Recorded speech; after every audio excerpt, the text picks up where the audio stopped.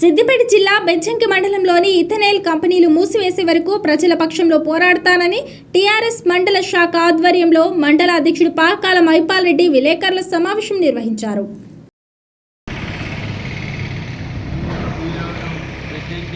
TRS party కార్యాలయంలో ఏర్పాటు చేసినటువంటి విలేకరుల సమావేశానికి వచ్చినటువంటి పత్రికా మిత్రులకు మరియు ఎలక్ట్రానిక్ మిత్రులకు మరియు బీఆర్ఎస్ పార్టీ శ్రేణులకు కుటుంబ సభ్యులకు అందరికీ నా యొక్క నమస్కారం. మొన్న సోమవారం రోజు జరిగినటువంటి ఇథనైల్ ఫ్యాక్టరీ గురించి మన మాజీ ఎమ్మెల్యే డాక్టర్ రసమై బాలకృష్ణ గారు అఖిలపక్షం ఏర్పాటు చేసినటువంటి డిఎస్పీ కానీ సిపిఐ, సిపిఎం, బిఎస్పీ, ఇతర పార్టీలు, కుల సంఘాలు, ముదిరాజు, దండోరా మరియు మాల మహానాడు కలిసినటువంటి కుల సంఘాలు మరియు పార్టీ నాయకులు మరియు రైతులతో కలిసి ఎంఆర్ఓ ఆఫీసును ముట్టడించి అక్కడ ధర్నా చేయడం జరిగింది. అంబేద్కర్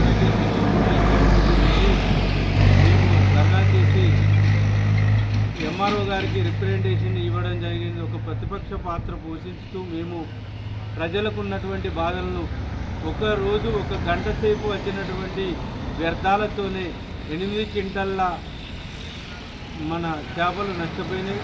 ఇంకా వాటితో పాటు మానకొండూరుకు సంబంధించిన నియోజకవర్గానికి సంబంధించిన 3 మండలాలు తిమ్మాపూర్ కానీ, మానకొండూరు కానీ, కేశపట్నం కానీ, ఇటు పోతే చిగురుమామిడి, ఈ గౌరవెల్లికి పోయేటువంటి రూట్లో హుస్నాబాద్ నియోజకవర్గానికి చిగురుమామిడి కానీ, మన కోయడ కానీ, హుస్నాబాద్ కానీ, రూరల్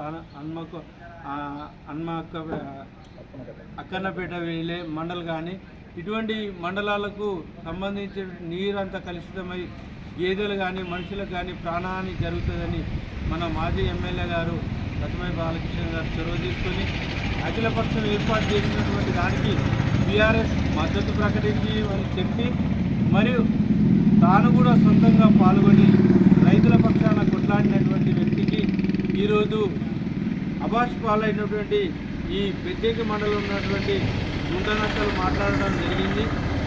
ఏం మాట్లాడుతారు అంటే అప్పుడు ఇచ్చింది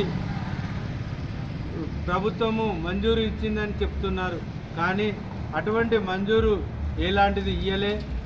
2023 ఆగస్టు 29 నాడు వాళ్ళు డిపిఓ ఇచ్చినటువంటి, డిపిఓ అనగానే గ్రామ పంచాయతీలో అందరూ ఇంగ్లీష్ వచ్చి అందరూ ఎంతో సౌమ్యంగా చదువుకున్న వ్యక్తులు ఉండరు, ప్రజాస్వామ్యం మెచ్చుకుని ఉన్నారు. వాళ్ళు భూమి రిజిస్టర్ చేసుకుంది బయో పవర్ అనే దాని మీద చేసుకొని, బయో పవర్ అంటే మన ఎలాంటి శక్తిని కలుషితమైనటువంటి కానిటువంటి ఫర్మ్ను రిజిస్టర్ చేసుకొని దాని మీద రిజిస్టర్ చేసుకొని 2022లో రిజిస్టర్ చేసుకుర్రు.